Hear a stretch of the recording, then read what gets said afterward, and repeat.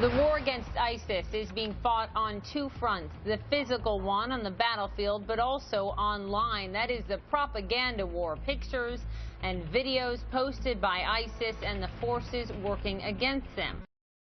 But how effective really is the American anti-ISIS message? Our Elizabeth Cohen sat down with a former al-Qaeda recruiter who says the U.S. government is losing this online fight against ISIS, and he has some advice. Poppy, ISIS propaganda has been appealing to some Americans, such as the Boston Marathon bombers and the San Bernardino shooters. President Obama has called it a battle of hearts and minds. It's a battle that many people say the U.S. is losing, but one man, recently released from prison, says he knows how to help. He admits he was once one of the most effective al-Qaeda recruiters in the United States. I went to prison for propagandizing on behalf of a terrorist organization. For his personal safety, we've disguised his voice. We can't use his real name or show his face or even say where he is. But now Abu Hurriya, a U.S. citizen, regrets what he did and wants to use his expertise to keep others from being recruited. I hurt so many people. There's a couple of the individuals that I influenced are now dead, and I have to walk around with that for the rest of my life.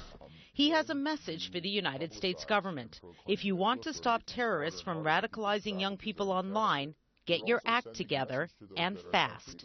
This looks like it was done on like Windows Movie Maker.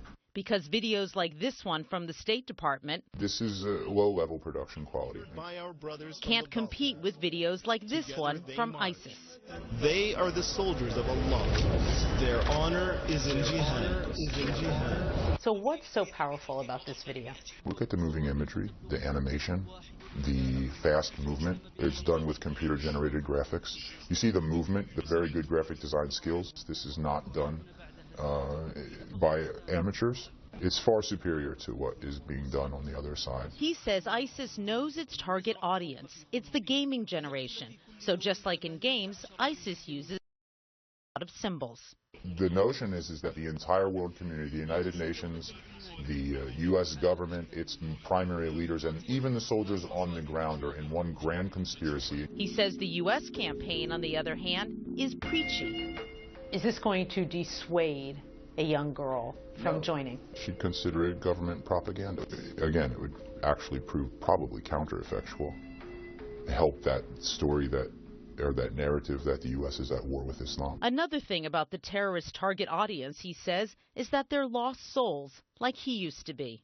Early in my youth, I came from a traumatized and very dysfunctional family. The online community was very warm and welcoming, and then as I got engaged more and more, I met people that had religious authority that were very kind, very, very, very, very giving. My name is Abu Muslim. I'm your brother in Islam here in Syria. And now he has joined this movement, and every day he's able to hold a Kalashnikov, stand in front of a black flag, pray with his brothers that are like-minded. It sends a sense of community. It's a very powerful narrative. And it also makes it look like sort of a brotherhood. It is a brotherhood, yeah. For them, it is a brotherhood.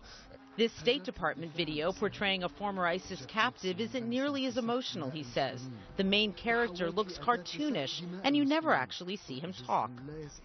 He doesn't look real. Yeah, they would just believe that's an actor. Alberto Fernandez used to run the State Department's campaign to fight ISIS propaganda. It was a small operation against a colossus of messaging from the Islamic State. Did you feel like the White House was committed to the mission, to what you were trying to do? It depends on what day you talk to them. What does that mean? It means that they varied according to the circumstances. You know, if there was criticism in the media, if, you know, John Oliver made a joke about the work of our operation, it kind of, you know, caused them to get flustered. So it depended on the day, on the event, on what happened. So one joke on a comedy show would make them anxious? Yes. The State Department says they've beefed up their staff for anti-ISIS messaging.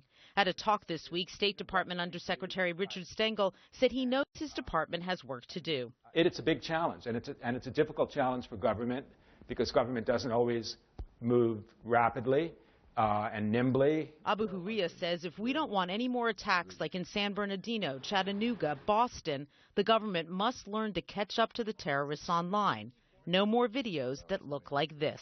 If we juxtapose that against some of the propaganda of ISIS, we find that it can't compete. The State Department says they know that if someone's thinking about committing jihad, they're probably not going to listen to online messaging from the United States government. That's why the State Department says they reached out to partners outside of the United States to get out that anti-extremist message.